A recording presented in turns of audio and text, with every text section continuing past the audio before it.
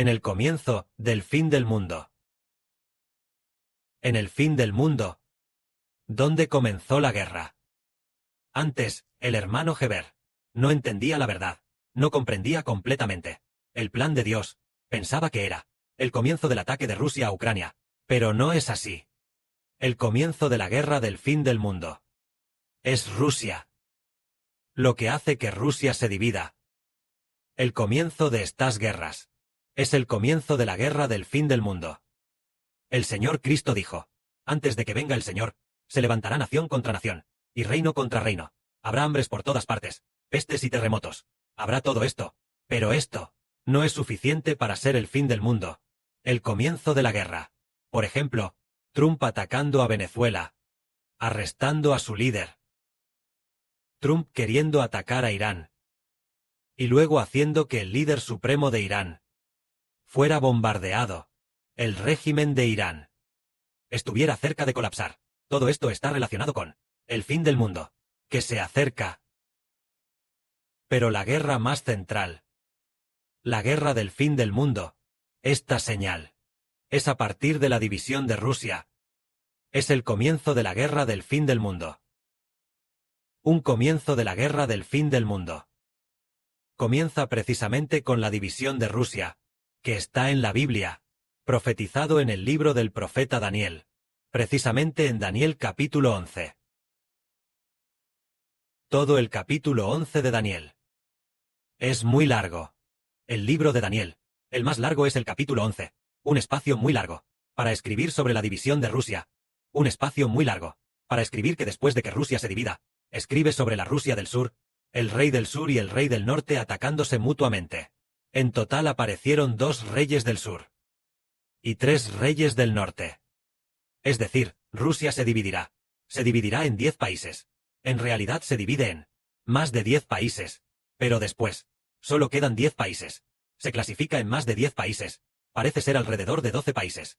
De entre los 12 países divididos, es el rey del sur. El más poderoso. Al principio, pero luego, inesperadamente, este rey del norte se vuelve más poderoso.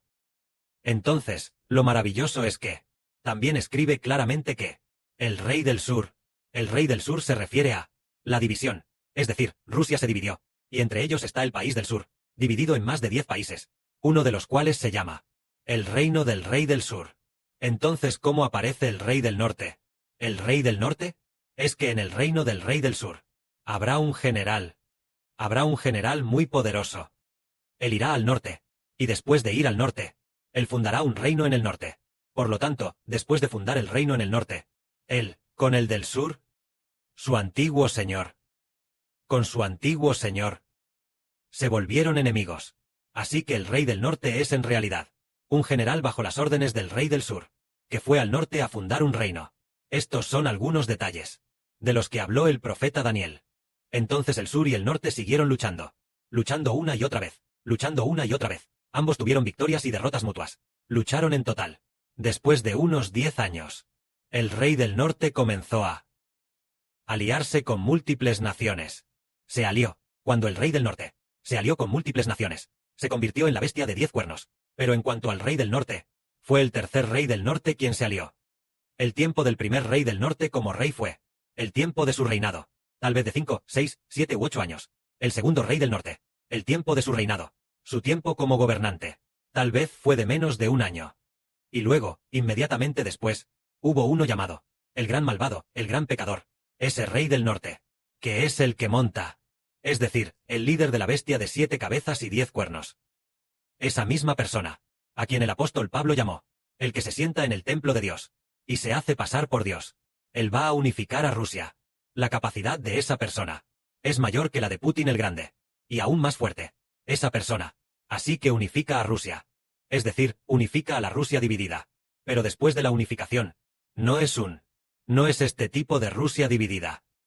No es el tipo original de unificación, sino que se unifica mediante alianzas. Es decir, múltiples países pequeños se alían, formando así una Rusia que está tanto dividida como aliada. La Rusia actual no está dividida. Todo está bajo el control del líder central. Pero en el futuro, después de estar dividida por muchos años, la Rusia que se alíe de nuevo, equivale a una Rusia aliada. No es que un solo emperador gobierne todo. Las múltiples provincias de Rusia que están debajo. No significa eso, sino que múltiples países pequeños continúan aliados, pero gobernándose a sí mismos, cada uno con sus propios líderes, cada uno con sus propios presidentes, cada uno con sus propios ejércitos, pero se alían. Entonces, el más poderoso, ese rey del norte, el tercer rey del norte, se convierte en el líder de la alianza. Es decir, la Rusia aliada. Después de aliarse, él se convierte en el líder de la alianza. Esto es lo que Dios profetizó. Rusia se dividirá. Y cuando se alíe de nuevo, dividida y luego aliada, comenzará a perseguir al pueblo de Dios. Estarán divididos por casi 10 años. Tal vez unos 9 años. Y luego, tras dividirse, se aliarán de nuevo. Y él comenzará a perseguir grandemente al pueblo de Dios. Pero el Israel espiritual, ¿en qué momento se convirtió en una gran nación? Fue durante estos 10 años, cuando Trump comenzó a atacar a Rusia. Israel comenzó a surgir. El hermano Heber, llamado el Sol, comenzó a surgir. Entonces la luz comenzó a, no solo, iluminar a 100 hermanos y hermanas, sino que puede iluminar toda la tierra.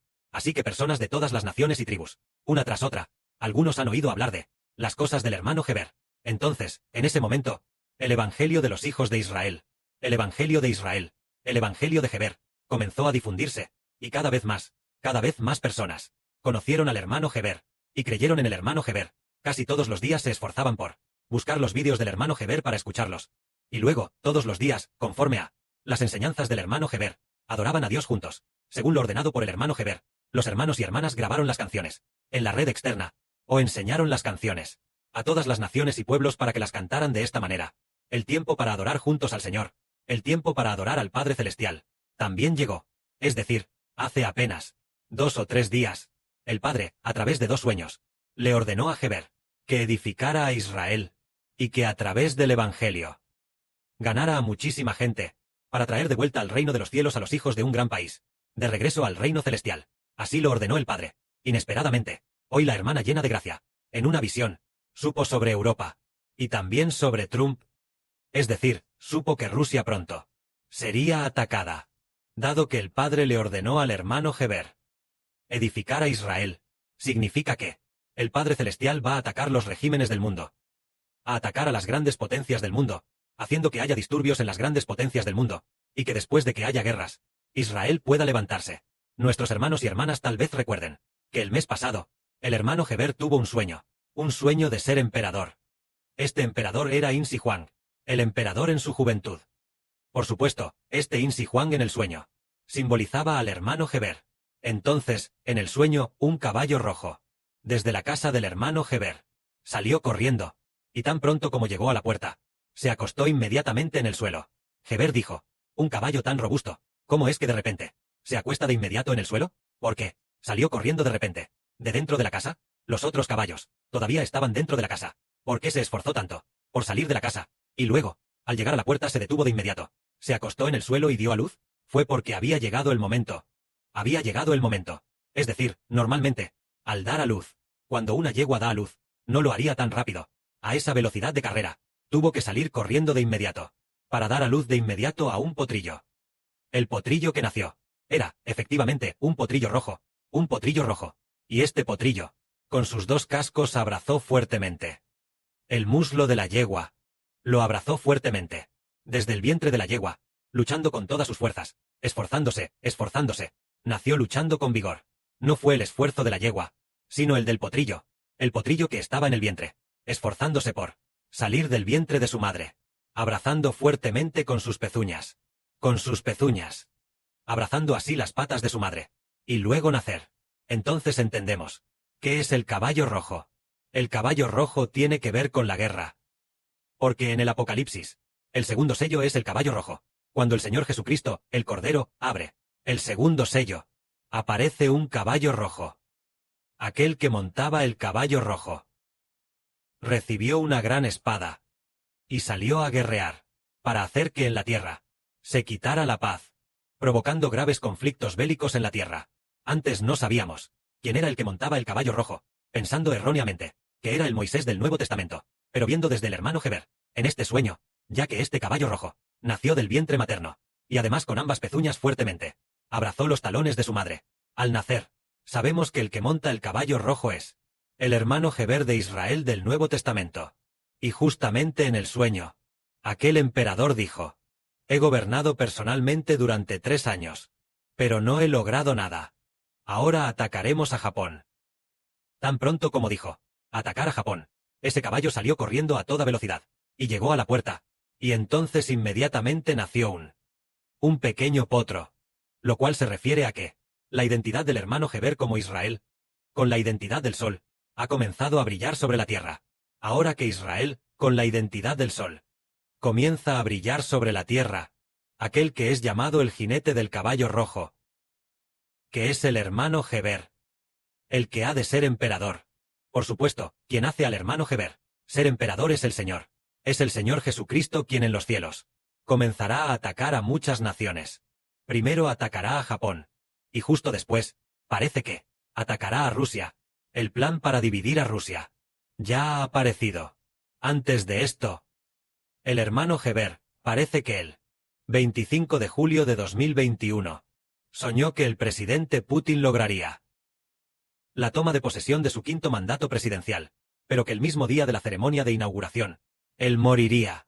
Pensándolo bien más tarde, se descubrió que él aún no había llegado al lugar de la ceremonia de inauguración, cuando ya había fallecido. Posteriormente, sobre este asunto, de que Putin, en la ceremonia de inauguración, fallecería ese mismo día, o que fallecería en 2024.